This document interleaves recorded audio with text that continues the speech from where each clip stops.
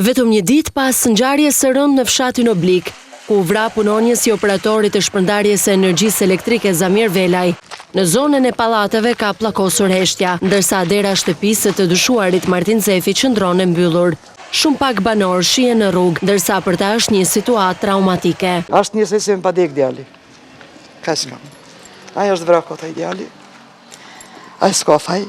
Djalë me kulturë, me edukat, ka punu në polici, ka kënë ndërhymje shpejt, ka kënë eroje shumë njerëzve me pozit.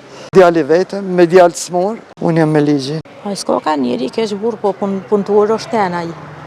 S'kena pas pse i vënona fort ati. Zona Oblikës në njësinë administrative Ana Amalit vijon të mbetet debitore ndaj operatorit të shpërndarjes së energjisë elektrike, ndërsa 10 familjeve u është ndërprerë energjia elektrike prej ditësh. Ndërprerje të tilla ka ndodhur edhe më parë në këtë zonë, ku para pak kohësh banorët bllokuan rrugën në shenjë proteste, ndërsa seria e ngjarjeve kulmoi me vrasjen e punonjësit Zamir Velaj.